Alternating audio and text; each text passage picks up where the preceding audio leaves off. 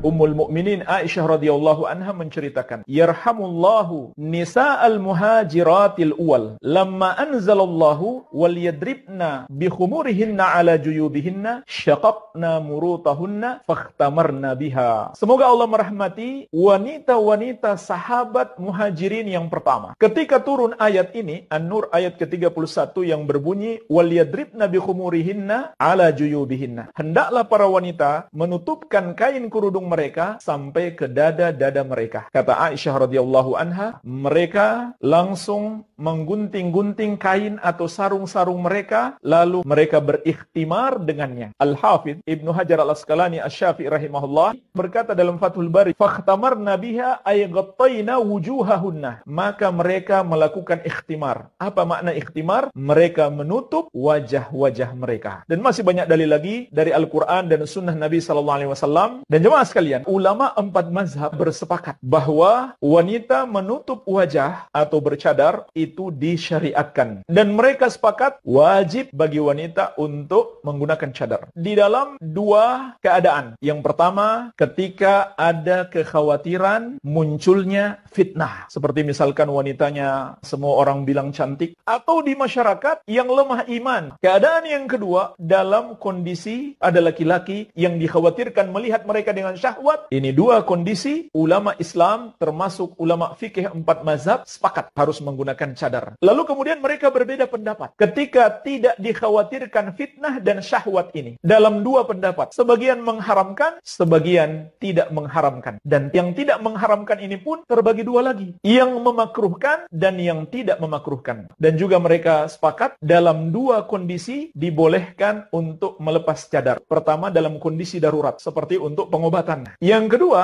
dalam kondisi ada hajat, laki-laki melihat wajah calon istrinya dibolehkan. Inilah beberapa nukilan dari ulama 4 mazhab. Yang pertama dalam mazhab Hanafiyah dari kitab Hasyiah ala Durril Mukhtar oleh Ibnu Abidin. Wadallatil mas'alah ala anna al-mar'ah manhiyatun an idhari wajhiha lil ajanib bila daruratin. Permasalahan ini menunjukkan bahwasannya seorang wanita terlarang untuk menampakkan wajahnya kepada laki-laki yang bukan mahram tanpa alasan darurat. Beliau juga berkata, mahmalul istihbab inda adamil ajanib. Disunahkan untuk menggunakan cadar bagi wanita kalau tidak ada laki-laki asing, laki-laki yang bukan mahram. Wa amma inda wujudihim fal irkha wajibun 'alaiha indal imkan. Adapun ketika ada laki-laki yang bukan mahram, maka menutupkan kain ke wajah mereka wajib kalau itu memungkinkan. Wa inda adamihi yajibu 'alal ajanib ghadul basar. Kalau tidak ada cadarnya, maka wajib bagi laki-laki menundukkan pandangan, tidak melihat kepadanya. Berikutnya dari mazhab Malikiyah. Dikatakan dalam kitab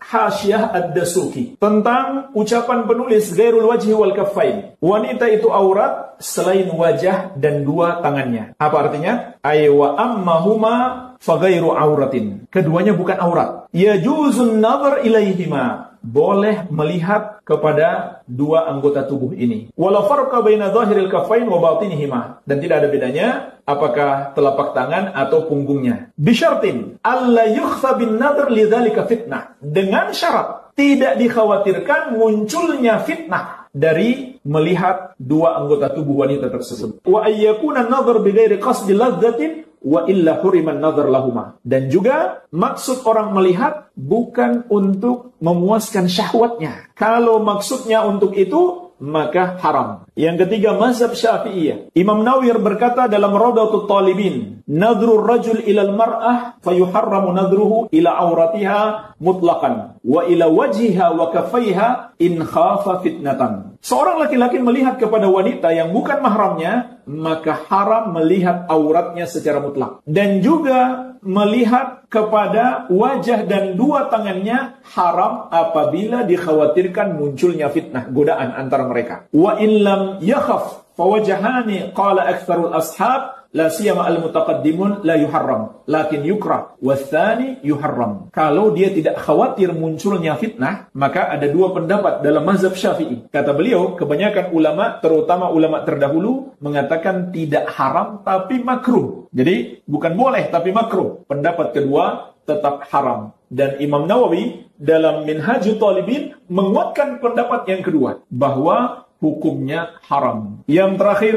dalam mazhab Al-Hanabilah dikatakan di dalam kitab Al-Insaf Ar-Raji fi madhabil Imam Ahmad rahimahullah, anna an-nadhra ila wajhil ajnabiyyah min ghairi hajatin la yajuz. Pendapat yang paling kuat di dalam mazhab Imam Ahmad rahimahullah, bahwa melihat ke wajah wanita yang bukan mahram tanpa hajat itu tidak boleh. Wa in kanati syahwa muntafiyah lakin yukhafu thawranuha. Meskipun laki-laki yang melihatnya tidak syahwat, karena itu akan tetap memunculkan syahwat di kemudian hari.